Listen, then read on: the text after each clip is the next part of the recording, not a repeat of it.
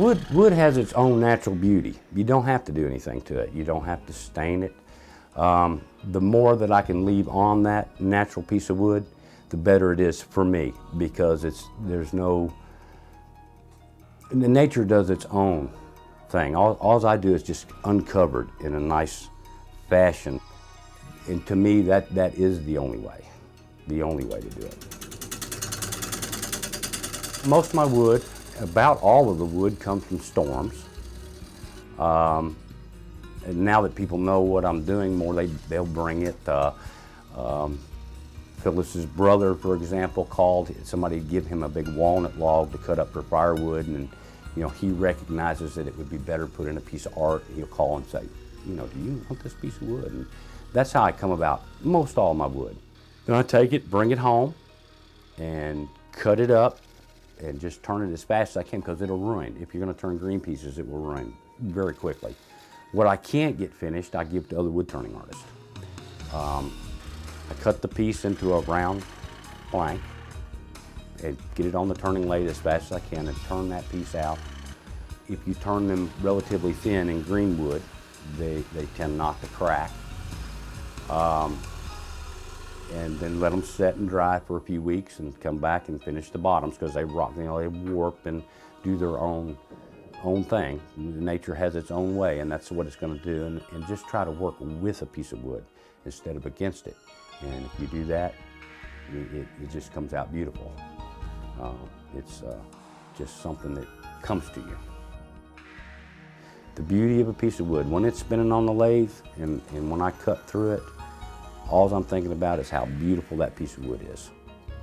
That's the only thing going through my mind. There's no outside interference with it. There's nothing else on my mind whatsoever when I'm turning a piece of wood. And that's part of the reason that I do it. It takes everything else away. I like the natural edges. I don't always do natural edges. Sometimes you just can't. The bark is not, it's not stable enough to stay on a piece of wood. Because it's part of the beauty of the entire piece of wood. That way you get all of it, not just a piece of it.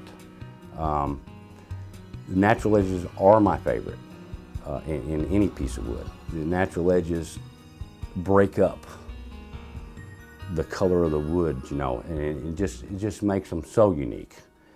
But you just change the shape and leave that bark on. And there's just nothing more beautiful than the whole piece of wood. If you can just get all of it, there's no need in wasting part of the beauty of a piece of wood. So you keep it all. The smaller pieces, I don't like to waste anything. So when I have a beautiful piece of wood, I salvage everything that I can get from that, because that little small piece is, in its own way, is just as beautiful as the big piece. And it would just be a shame to waste it and for it to go to firewood. I want my artwork to speak for itself as much as possible. If someone walks in and looks at my piece and stands there and goes, wow, that is a great feeling. That is the best feeling you can get, because now I'm communicating with someone that I don't even know.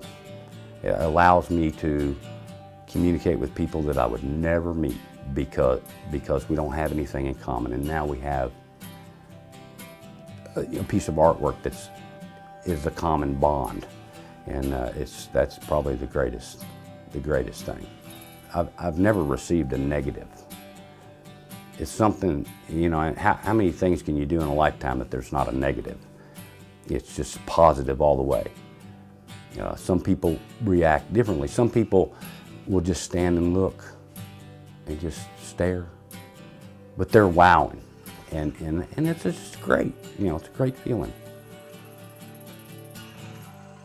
I think all the family has bowls, and all the friends have bowls, and I want them to have them. But I also want their children, their grandchildren, their great-grandchildren to have those bowls. This is not just, I don't do this just for this lifetime. We all want to leave something behind. This is what I have. This is what I'll leave behind.